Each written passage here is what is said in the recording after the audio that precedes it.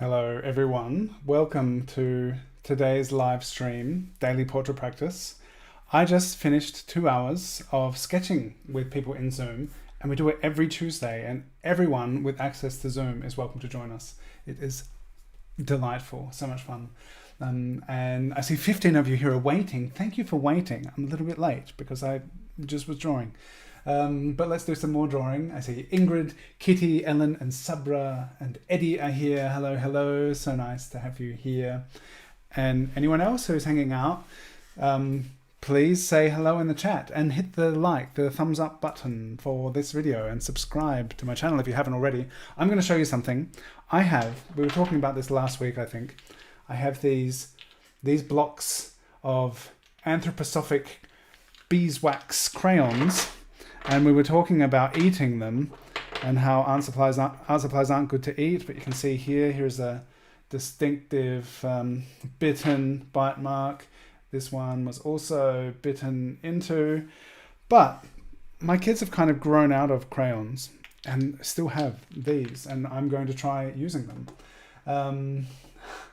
Hi, Yvonne, you're exploring me. Wonderful. Were you just in Zoom? I saw there was an Yvonne in Zoom. Kiki missed us, but that's okay. SG, hi, let's sketch. So I've been wondering, how am I going to work with these? So my idea this month is I'm working with shapes, and I want to create a sketch from using shapes instead of line. And the most successful portrait I just did was this one of Terry, I think. This is very kind of overexposed, but this one worked out. I feel like what I'm saying about making an image with shapes rather than line, I feel like this works pretty well. And I'm hoping that the reference I've chosen for today is also going to work pretty well, because sometimes it was kind of tricky and I wasn't really sure what I was doing.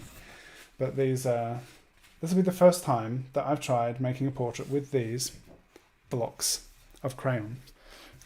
Wax crayons.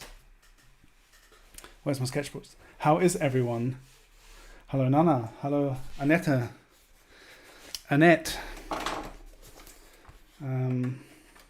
So I'm turning a page. It's been all parallel pen until right now. And now it's these anthroposophic crayons from the Waldorf kindergarten, and we have this really nice thing here which they're all wrapped up in, and there's also these ones in the middle, and then the blocks go in here. We spent lots of nice time drawing them, but there's still a lot of crayon left over. You can all start drawing. I'm still getting set up. I would make a top-tier Waldorf school teacher. Thank you, Sabra. I have thought about it. There's a lot about it. I wouldn't say I'm an anthroposophist, but there's a lot about it which I think is really good. And the kindergarten that our kids went to, I would like to live there. It was so nice. Such a beautiful place. Really, really cool. And as we were looking for a place to live, it was like, actually, wouldn't it just be amazing if we could live at the Waldorf kindergarten? It's like, it's so nice. So it's a very, very holistic. And the idea of seeing the person, the young person, whether it be at kindergarten, at school, but as a whole being, and focusing, like giving space for all the different facets of what it is to be a person. And that's like, even in the architecture and the garden, the playground, it's there's so much that like love and attention that goes into it. It's very, very nice.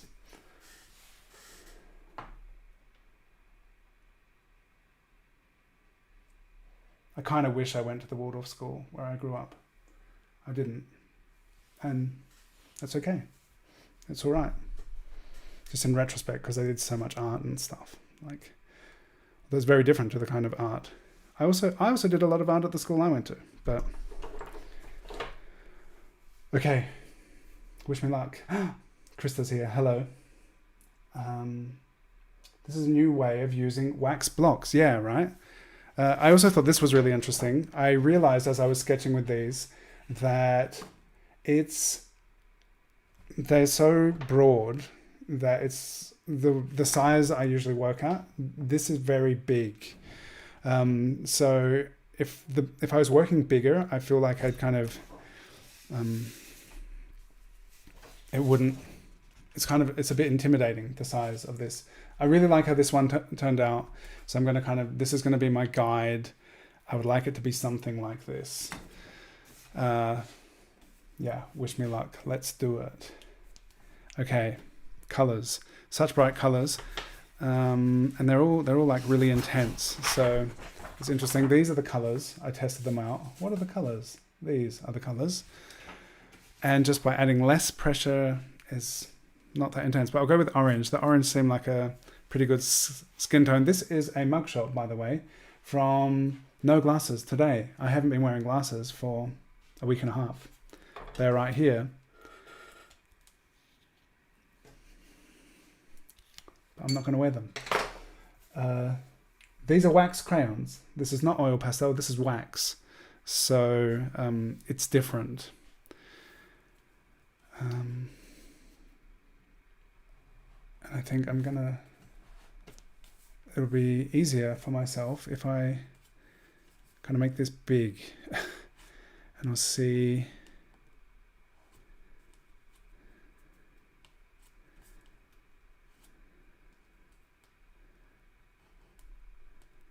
How it goes. So yeah, it's Tuesday. So I just spent the last 2 hours in Zoom, hanging out with friends, sketching, and trying out this new medium. Because I'm like, okay, I want to do something very focused on shapes. And I thought about this at the start of the month, and it's almost the end of the month. And I haven't used them yet. So I kind of thinking of it similarly to how I think of, I can hardly see that. And it's really like vivid, but that looks so not vivid. Okay, I'll just keep going. Busted in your lack of presence. Oh well, that's okay.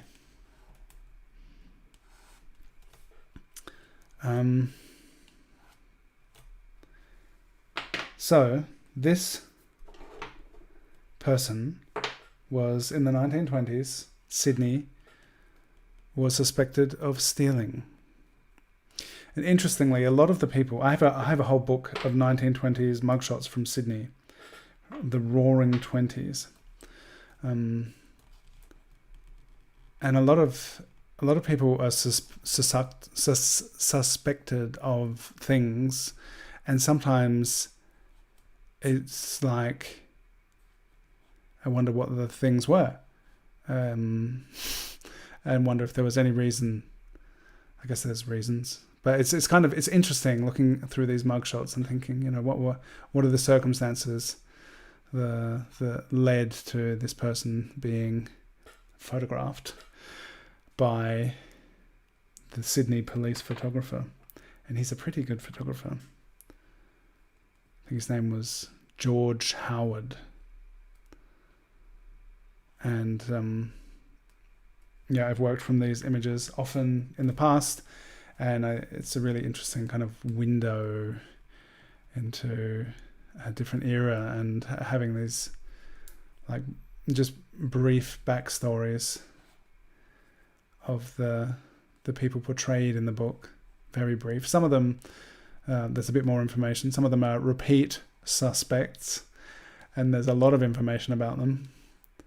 And there's like some gang bosses and some people who have multiple names, or they were arrested multiple times, each time with a different name.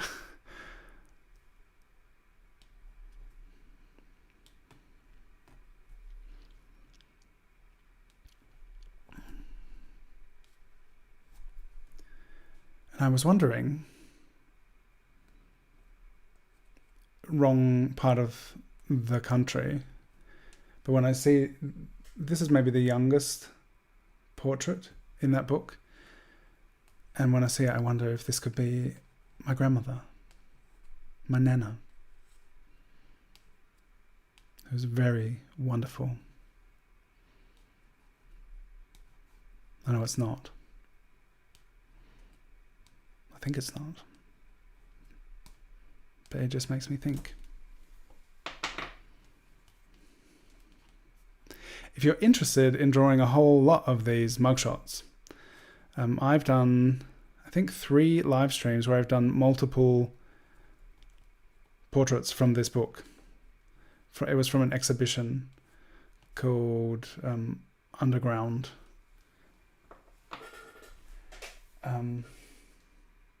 Oh, Yvonne, curious what happens when you heat the wax drawing. I think the wax would melt. I wonder if I do this to it.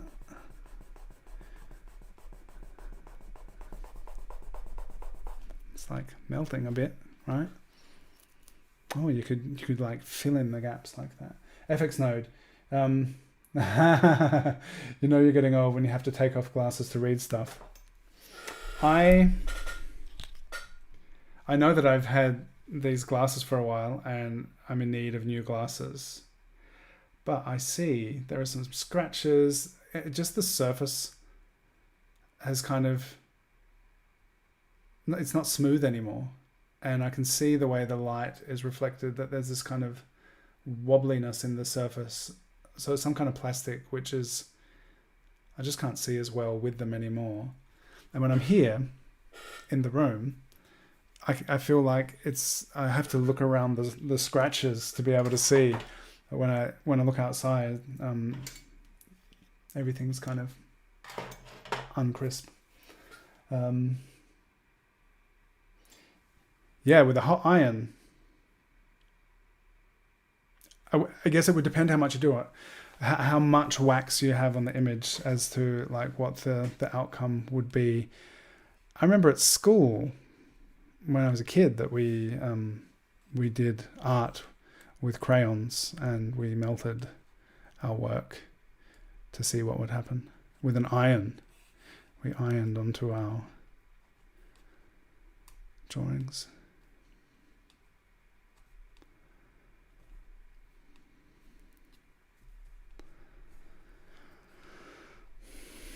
So, yeah, I've been trying to think of what can I do if I'm making a portrait with shapes instead of with lines. And in the drawing session that I was just hosted in Zoom, I was like just trying to, for the longer poses, I was starting to play around with these crayons, trying to figure out, what can I do with them? And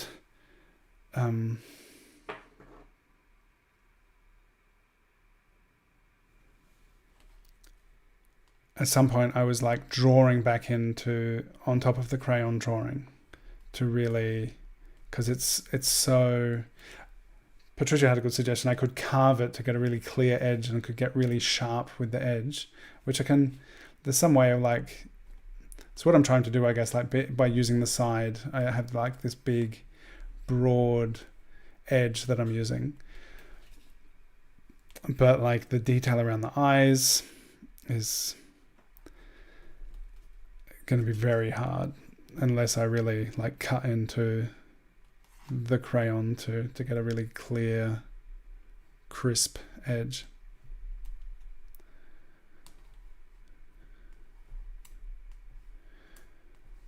But it's interesting working with this, just the physicality of this. It's so different, and it's really interesting. What color should the highlight of the hair be? I would try and do this really light. But just pushing around this big block is really interesting way of drawing. So different than using something which is really fine and controlled. And I guess that's something which is interesting. It's like there are certain tools that you can use which are very good at filling a lot of space, and it has this wonderful kind of texture to it. It's not a solid block of color, but the paper, the way it's interacting with the paper is really interesting. And if you wanted to fill that space with a finer tipped kind of tool, it would take a very long time to like work it up to that. Whereas with this, you can really just push it across, and also the pressure, the amount of pressure that's put into it, and how dark that makes it, how much of the color is ending up on the paper. That's also really interesting. And this is cool. Layering the colors here is really interesting. I wish the colors looked more like they do.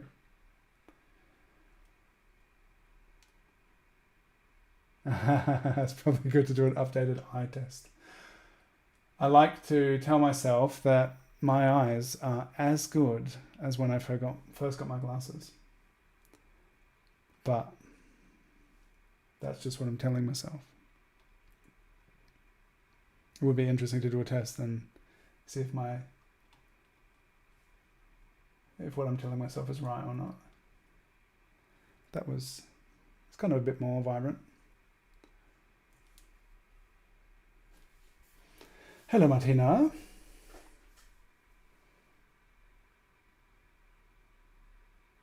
Oh yes, the world will look amazingly crisp when I get the first time I put glasses on, because I got so used to this way of seeing. I was just like, that's how thing is. Thing is like that you cannot see thing in the distance. It's like not like being here.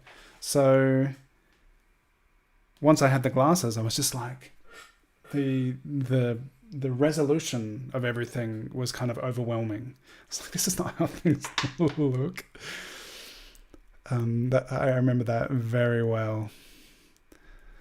That it was so kind of, I didn't realize. I seriously just didn't realize that I needed glasses for such a long time. And then once I had them, I was like, what? Is this what things look like?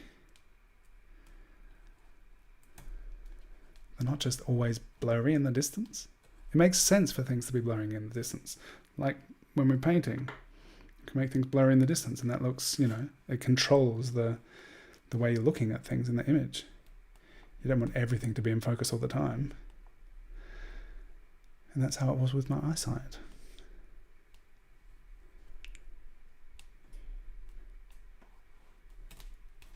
All right. I need to...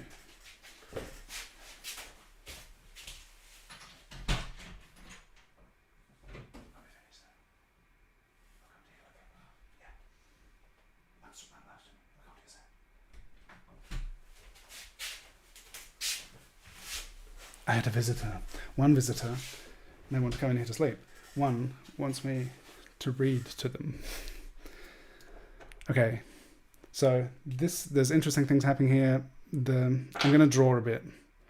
I feel like I've dedicated myself enough to this concept of creating an image without line, but now there's interesting stuff going on, and I really, to be able to do what I want to do, closer in, like in the actual portrait, I'm gonna use the pencil.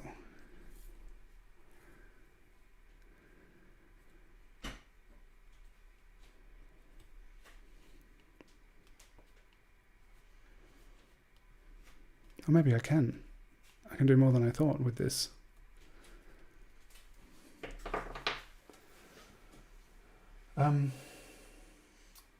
From the distance, wearing the glasses, you would be able to tell if it's either a bear or a human running towards you, or just a static tree.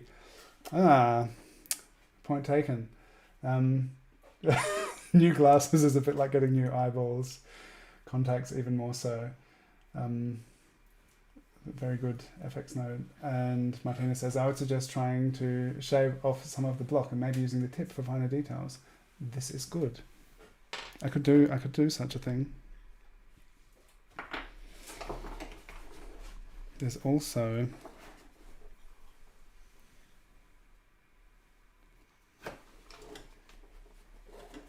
I have knives, and there are these, and I could just like shave a bit off of the edge of this.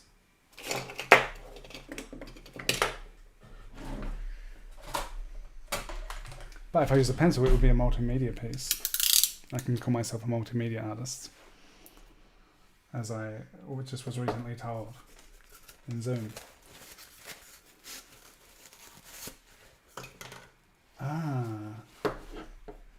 So Rev222 says, my astigmatism makes contact lenses less good than glasses, but even glasses can't give me 20/20 vision like I wish to have. I tried contact lenses and I was like, I can't, this is less comfortable and I can see less good than with the glasses. I've got this. It's a bit uncomfortable.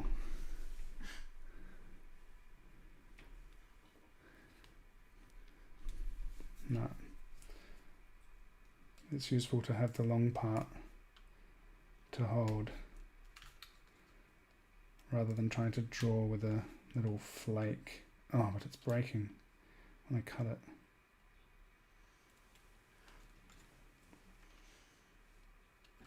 It's not going to stay sharp for very long.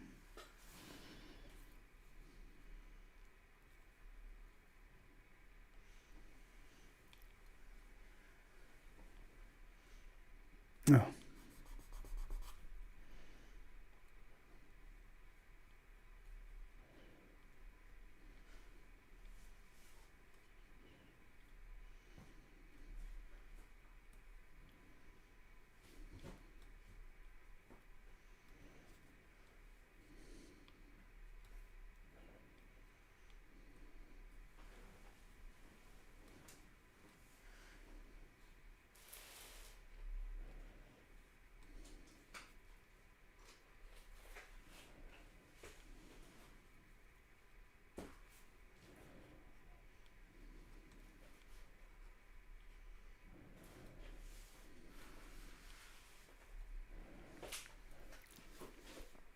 I guess the self-imposed challenge could also be drawing with blunt drawing tools.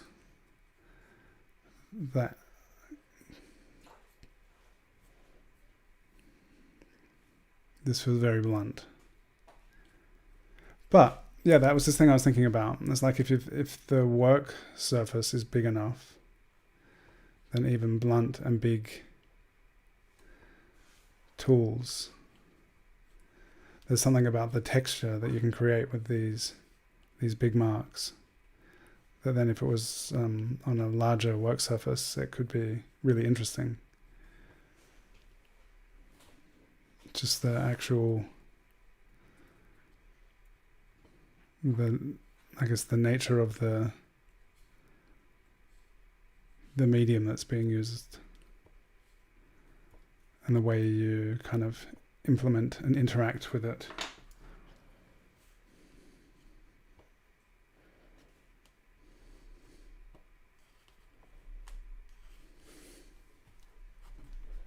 Whoa, orange.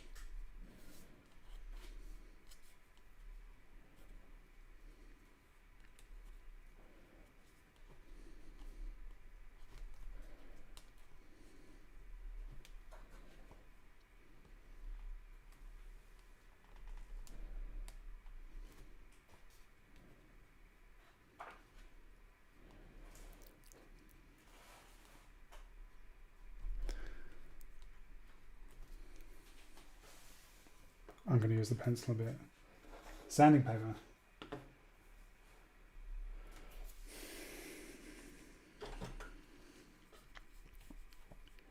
So something with the brief sketches I did in Zoom that then I jumped in and used the pencil with them. And then I was like, having just that super textured, chunky foundation is also really interesting to then draw on top of, which is, yeah. like just in terms of doing things differently, that working from a different kind of foundation is a really interesting way to go. But the vibrancy of these colors is really cool, and like the layering of the different marks on top of each other.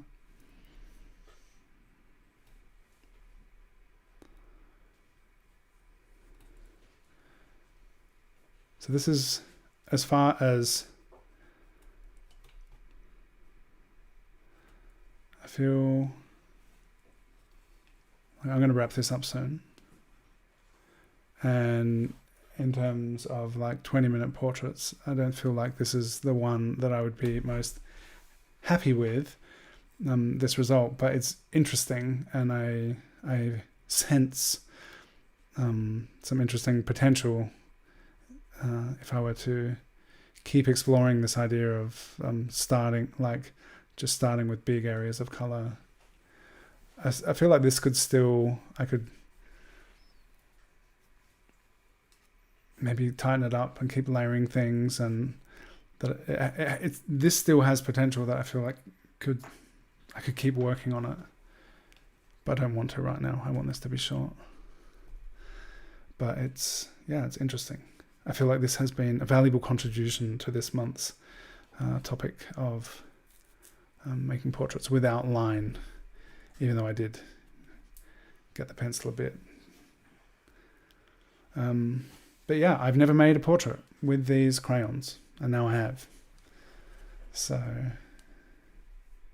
it's been worth it just for that, the experience of trying out something new. And that, like, there are some of these marks are so cool. I like so much. Like, so I really think there's a lot of potential in the mark making possibilities of these crayons as a tool, which is something I never really. These were the kids' art supplies. Something I never really gave much thought to.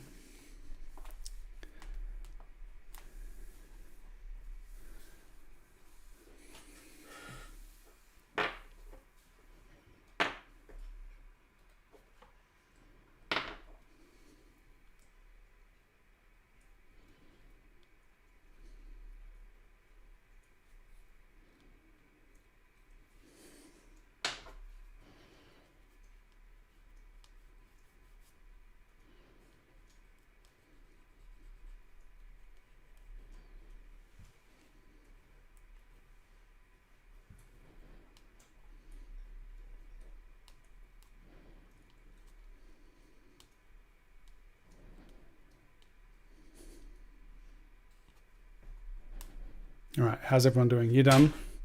I'd love you to share your work to the Discord server. And if you're sharing on Instagram, you can tag me.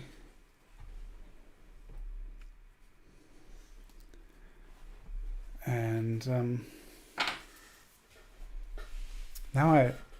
longer I keep drawing, I feel like I'm drawing my father as a child. Maybe I'm drawing myself. Okay, what have people been saying? Is it my eyes and my glasses? Can you see the drawing? It looks kind of like less in focus than I would love it to be. But anyway, hard to illuminate, hard to focus. Party lights. Oh no, now my screen is automatically getting darker because the light's gone. So I don't know, can't see. The colours of the portrait are beautiful. Yes. This light is like, there we go. Put it further away. It's kind of overexposed over here, but it feels unfinished for sure, I'd say, but it's as finished as it's going to get today. So thank you for joining me with this one. The texture gives it a kind of pointillist feel. Martina has seen people. You could put your crayon hand emoji in the chat. Because you've made it to the end. Thank you so much for being here. I'm doing daily drawing practice every day. And I don't know if Sabra's still here, but Sabra's doing a live stream tomorrow, and everyone should go check out Sabra's live stream. You see it all. Yes, it's done, it's complete. But yeah, the imagination, filling in the blanks is that's such a wonderful thing, and great to take advantage of the fact that people have imaginations, and as they look at the unfinished work, they see what they see. That's how it is. Thank you for being here, everyone. I appreciate you very much. Thank you for practicing together. And 15 minutes longer. Oh, but it's already so late. Where are you, SG? Sabra, I restored your faith in these horrible crayons. Shall I do some more of these crayon portraits? Maybe I'll do 15 minutes tomorrow and share the results with you tomorrow, because I see that this could be more than it is right now. But I feel like it's going to need time that I don't have to give it right now. Because someone's here waiting for me to read to them. So I'm going to head up and read. Thank you for being here. Thank you for your crayon hand emojis. And you're awesome. Take care, everyone. And thank you, D. Slatter, for being photographed in the 1920s. Yes, Sabra, what time is your live stream tomorrow? Let everyone know. I think it's 8 p.m. 2 hours and 8 minutes ago.